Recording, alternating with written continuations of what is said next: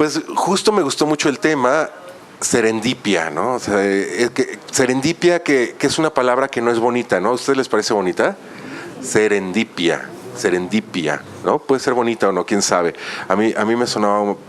Las palabras tienen como ese doble aspecto de lo que significan y cómo suena, y tenemos como muchas afinidades o no con ellas. Como decía Alejandra, sí voy a leer un poquito, lo siento, pero son notas, ¿no? La serendipia es un descubrimiento, hallazgo afortunado, que se produce cuando se está buscando una cosa distinta. Entonces, por ejemplo, el descubrimiento de América es una serendipia, ¿no? Estaban buscando otra cosa y llegaron acá y bueno, es un descubrimiento afortunado. Hay muchísimas serendipias en la ciencia y muchísimas serendipias en el arte. A mí hay una frase de Picasso que me gusta mucho que dice, yo no busco, encuentro, ¿no? Entonces me parece que es como una cosa grande de serendipia. Por otro lado, viendo como la definición, nos damos cuenta que en México tenemos una palabra increíble y que es un sinónimo de ella, que se llama chiripa. Entonces, lo cual es muy, muy, muy bonito relacionarlas, ¿no? Y ahí empieza lo que les voy a contar. Hace ya varios años, una de mis editoriales favoritas, que se llama Media Vaca, que es una editorial valenciana, no sé si la conozcan, que hace los libros más increíbles para niños y jóvenes, hizo un libro que se llama Mis primeras 80,000 palabras, ¿no? Que el título es realmente como muy gracioso, y en el que convocaron a 333 ilustradores o artistas gráficos a que dijeran su palabra favorita y la ilustraran, ¿no? Entonces, cada uno de los ilustradores proponía una palabra y decía su significado con sus palabras objetivamente y subjetivamente. La palabra que yo escogí para ese diccionario, en ese libro tan increíble, cuyo nombre ya les dije, fue chiripa, ¿no? Yo escogí la palabra chiripa, lo cual se me hace una serendipia con lo que estamos hablando ahorita, ¿no? Lo que ilustré entonces era, estaba pensando, se me cayó la tarjeta de Mar, me vas a tener que dar otra, porque la tenía aquí de separador en mi cuaderno. Lo que dibujé fue el momento en que una persona ganaba un juego de cartas, ¿no? Y las echaba en la mesa, ¿no? Al mismo tiempo la gente se iba enojadísima porque había perdido todo su dinero, pero ganador, ¿no? Con su juego de cartas, al ganar y con la emoción que le daba un ataque al corazón. Entonces es el momento en el que se le da un ataque al corazón y que va a morir, y entonces decía, bueno, pues de chiripa ganó, porque siempre el azar es como una chiripa, pero también de chiripa los otros se salvaron de tener que pagar su deuda a esta otra persona, y bueno, como que toda la escena era como una chiripa, ¿no? Entonces, eso me parece como una serendipia o una chiripa ilustrada. Luego me quedé pensando, dije, bueno, ¿y cómo se empiezan a dar como todas estas casualidades en la vida? Es decir, ¿cómo conocí a Vicente Ferrer, que es el editor de Media Vaca, ¿no? Media Vaca hace 2 libros al año, y estos libros son magníficos. Les digo, los pueden buscar en internet o pueden comprarlos en la increíble librería. Que es una librería increíble que está en la colonia Roma. Dije, ¿cómo conocí a Vicente? Dije, claro, a Vicente lo conocí por el diseñador Isidro Ferrer, que es un diseñador español que me gusta muchísimo y que aparte es muy buen amigo. Y digamos, el primer trabajo que me comisionó Vicente fue antes hubo otro que se llamó un libro En Sejunta y Gamud. En Sejunta y Gamud es un libro que trata, que yo creo que de la estupidez humana, y que está representada mediante 2 poblados, uno que se llama Sejunta y otro que se llama Gamud. Vicente, cuando yo estaba ilustrando este libro y diseñándolo, tuve la oportunidad de hacer un dibujo a la limón con el autor del texto, Antonio Muñoz Molina, quien también de casualidad llegó a ver la mitad de mis dibujos. Cuando yo iba a la mitad del libro, recibe mis dibujos y poco tiempo después muere, ¿no? Entonces, y alcanzamos a hacer un dibujo juntos, todavía el autor y yo, porque él siempre ilustraba sus propios libros. Entonces me parece como una casualidad también muy bonita el que hayamos tenido la oportunidad de dibujar juntos a distancia, porque todavía no se utilizaba tanto el correo electrónico como si el correo normal, ¿no? Yo le mandé la mitad de un dibujo y él me la regresó, hicimos un dibujo juntos que pusimos al final del libro. Bueno, conocí, les digo, a Vicente Ferrer por el ilustrador Isidro Ferrer, o diseñador Isidro Ferrer, que comparten apellido. Muchos años antes yo había conocido a Isidro Ferrer porque tuve una exposición en Barcelona a la cual me invitó el super diseñador Peret. Esa exposición fue en su estudio en el barrio El Raval, que es el barrio, entonces digamos el barrio que fue emblemático de la movida española, y Peret, uno de sus diseñadores más importantes y una de las personas que más admiro. Me invitó a hacer esta exposición en su estudio porque previamente yo lo había encontrado en Tijuana, donde habíamos dado una conferencia, digamos, una conferencia más larga que esta, pero juntos, y nos conocimos, y a él le gustó su trabajo, a mí me encantaba el suyo desde antes. Fue la segunda monografía que compré en mi vida de algún diseñador gráfico, ¿no? Entonces lo conocí, ¿no? Esto cuando yo tenía más o menos 23 años. Lo conocí y es como cuando conoces a un ídolo, ¿no? Y pues da la casualidad de que lo encuentro, le gusta mi trabajo, nos hacemos amigos y me invita a exponer a Barcelona, donde me pregunta, ¿a quién quieres que invite? Pues yo había visto el trabajo de Isidro, Isidro también muy joven, y le digo, a Isidro Ferrer. Llega Isidro, nos hacemos amigos, y años después Isidro me presenta a Vicente, que resulta el editor de Media Vaca. Lo conozco en una exposición que tuve en Huesca, porque diseñé el festival el cartel del Festival de Cine de Huesca, que es el festival más importante de cine latinoamericano, hispanoamericano en España, donde tengo una exposición de mis carteles, de mi trabajo, y se presenta este libro Sejunte Gamut en esa exposición. Entonces son una serie de casualidades como muy grandes,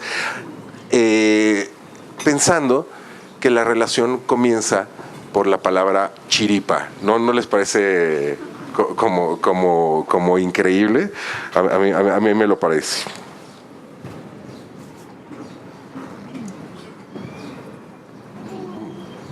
Esperen todo esto llevaba un hilo narrativo,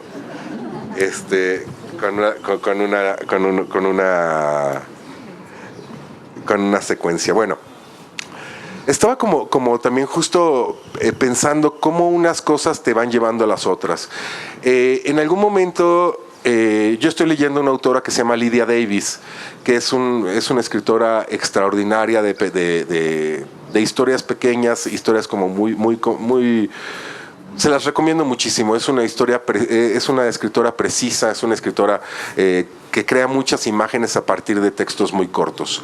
Entonces, al momento que me invitan a esto, dije, voy a buscar las dos palabras en Internet, porque finalmente Internet es como una gran herramienta de serendipia, ¿no?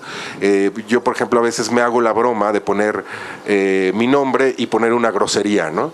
O poner una cosa, y entonces siempre salen resultados, ¿no? No del todo agradables, así que ya lo dejé de hacer. Pero bueno, lo que hice fue buscar Lydia Davis, serendipia, ¿no? Porque dije, debe de existir un relato corto de Lydia Davis que se relacione con serendipia. No lo encontré, pero me di cuenta que había una editorial que se llamaba Serendipity Books, con toda esta mala pronunciación. Y que es una editorial para niños que trata como de temas morales, ¿no? Al momento de abrir como sus títulos, empecé a ver como de qué se trataba cada libro y cada una de las enseñanzas morales que nos dejaban estos libros, que es una ocurrencia de una ilustradora y una autora. Al momento de armar como los títulos de los libros, ¿no? En el orden que vienen, según iban saliendo en internet, se hace un poema, lo cual también se me hizo increíble. O sea, imagínense qué casualidad que vas abriendo eso uno a otro, coges la primera frase del título y al armarlas tienen un sentido que tiene un sentido poético, y yo digo, bueno, qué impresionante, ¿no? No encontré un relato de Lydia Davis que tuviera que ver con la serendipia, pero sí una cosa súper bonita. El primer libro que compré de Lydia Davis fue en un viaje que hice a Nueva York y lo compré por su portada, ¿no? Sí soy una de las personas que compran libros porque su portada está buena y creo que es consecuente pues a lo que me dedico. Si soy diseñador gráfico y hago portadas de libros, pues espero que a lo mejor haya alguien como yo que compre el libro por su portada a pesar de no saber nada de su contenido. Este libro se llama Can't y Won't, ¿no? Lo leí y me pareció realmente como una cosa, como les decía, de descubrimiento brutal, ¿no? Años después, en una de las editoriales en las que trabajo, una editorial de la que yo me siento realmente parte, que se llama Almadía, me dicen, bueno, ¿sabes quién va a venir a Oaxaca? Lydia Davis, ¿no? Y pues queremos que diseñes el cartel de Lydia Davis, ¿no? Entonces, bueno, yo me puse súper feliz porque iba a diseñar el cartel de una de las autoras que más admiro en la actualidad. Me puse a buscar como fotografías de Lydia Davis para tratar de hacer una imagen, un dibujo o algo que tuviera para poder basarme en ella. Ningún dibujo me quedó bonito, no es que mis dibujos sean bonitos, pero este era especialmente feo y yo quería ser como muy atento con Lydia Davis. Hice el cartel, un cartel a 3 colores con la cara de Lydia Davis muy contrastada, porque yo lo que quería era que no se vieran sus arrugas, ¿no? O sea, es decir, que se vieran como la cara como muy nítida, ya tiene los ojos muy azules y era lo que me interesaba que se viera en todo el retrato. Al momento de estar contrastando la imagen para que solamente se viera un alto contraste, empezaron a desaparecer los rasgos de Lydia Davis sin yo percatarme de ello, ¿no? O sea, yo estaba pues feliz, nada más absorto en el tema de que le estaba haciendo un cartel a Lydia Davis. Bueno, el caso es que terminé el cartel, creo que me quedó muy bonito, pero no, o sea, el cartel no era Lydia Davis. O sea, luego ya cuando lo vi publicado, dije, no se parece. Y una de las, o sea, le borré, digamos, hubo tanto contraste que le quité como esta línea que hace que se perfile la cara, ¿no? Entonces, pues finalmente terminó como con una super carota, ¿no?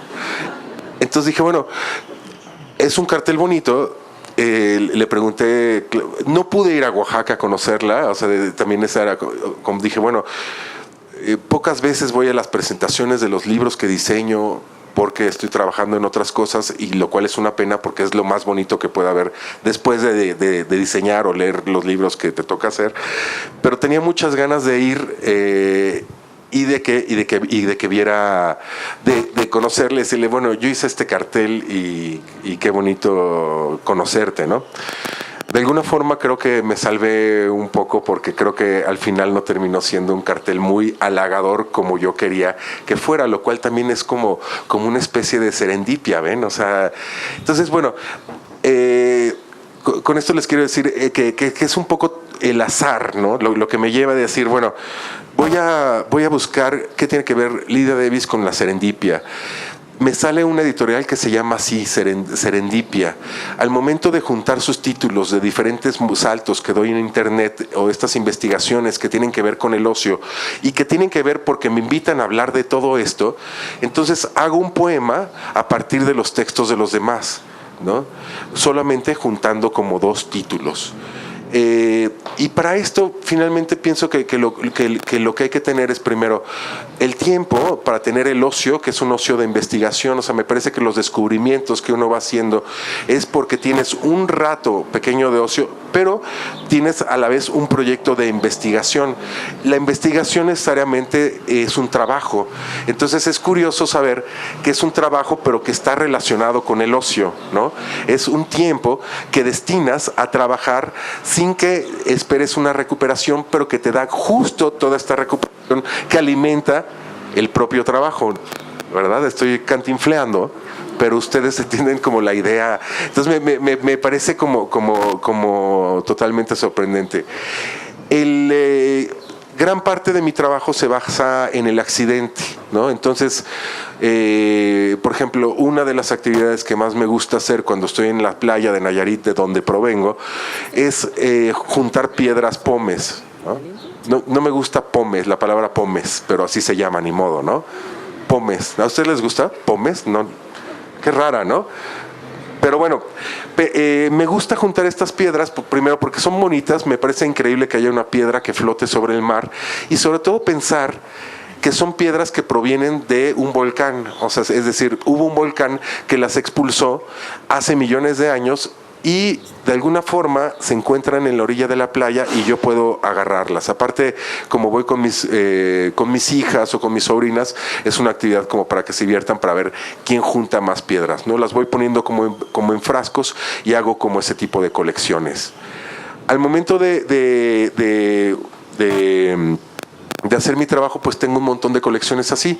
Tengo palos que recojo en la playa, tengo basura que recojo en la calle, o tengo piedras, o tengo un montón de cosas que hacen que mi estudio sea un lugar casi intransitable, ¿no? O sea, sí, como de estos programas de acumuladores. Y tratando como de seleccionar, y todo sirve como para algo. Entonces yo creo que finalmente es una manera de provocar la serendipia. Bueno, esto me va a servir para hacer, no lo sé, ¿no? A lo mejor solamente sirve para tener basura, ¿no? Pero a lo mejor sirve para tener cosas, para crear nuevas cosas a partir de algo que no te imaginas. Cuando yo era niño, me encantaba, por ejemplo, ir caminando y darme cuenta que la gente aventaba corcholatas en la calle. Eso ya no ocurre porque han cambiado como el pavimento de las calles, pero antes afuera de las tienditas destapaban los refrescos o las cervezas y la gente solíamos aventar corcholatas a la calle. Yo creo que por incivilizados, pero también porque se veía muy bonito, porque al momento de que pasaban los carros y las apachurraban, lo que íbamos creando en el asfalto eran constelaciones, ¿no? Entonces yo podía pasarme como mucho tiempo viendo como esas constelaciones que se hacían en el piso. Las veía mientras esperaba a que mi padre pasara por mí a la escuela, que siempre ocurría mucho tiempo después de que salíamos de la escuela, entonces teníamos como mucho tiempo para estar viendo como ese tipo de cosas. Entonces, primero, que hubiera una tiendita en donde yo esperaba a mi papá. Segundo, que la gente pues aventara corcholatas, y pues yo también me aficioné a hacerlo, porque pues mientras me encantaba ver cómo lo pasaban los carros, y después ver como las formas que hacían, que eran como constelaciones. Yo lo relacionaba un poco a las mismas constelaciones que hay como en el universo. Quizá alguien, ¿no? lo cual va contra toda ciencia, hizo algo así.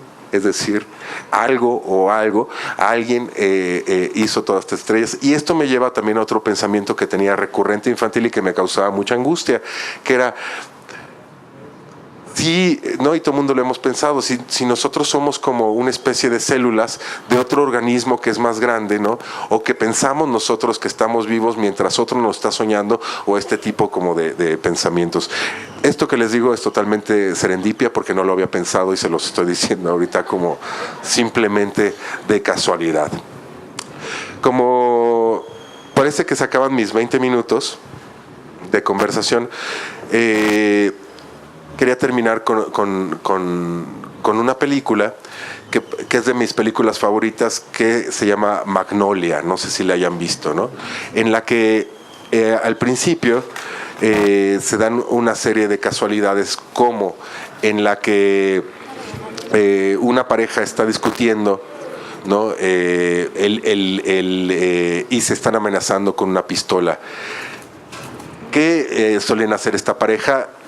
Y que la señora amenazaba al marido con la pistola, y que en ese momento dispara, mientras el hijo de ellos se está aventando desde el edificio intentando suicidarse, ¿no?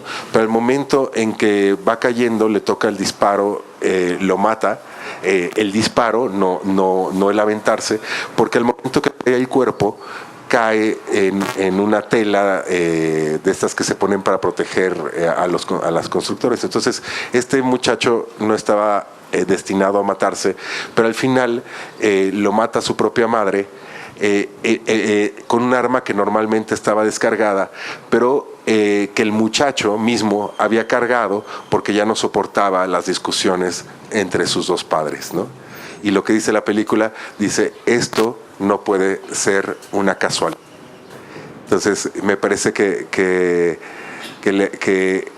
es una reflexión de que finalmente sí es cierto, las cosas pasan por algo y que nosotros somos los que debemos de intentar descubrir por qué. Lo que puede hacer el trabajo creativo diferente es tener como el ojo, como yo le digo, como el ojo alegre y tratar de ver por qué están sucediendo estas cosas, ¿no? ¿Por qué estamos aquí? ¿Qué significa que tengan a un mono hablando enfrente del Monumento a la Revolución? ¿O cuál es el casco que se me forma a lo mejor con eso, ¿no? Y a lo mejor yo me empiezo a elevar de forma espacial solamente como una imagen, porque al final acuérdense que las imágenes, o sea, ustedes, la imagen que yo veo de ustedes o la imagen que ven de mí no es la cosa, sino es la representación que nosotros vemos en la cosa, ¿no? Es decir, ustedes no lo saben, pero yo tengo 6 tentáculos y 8 ojos, pero no alcanzan a distinguirlo porque su sensibilidad es limitada. Bueno, muchas gracias.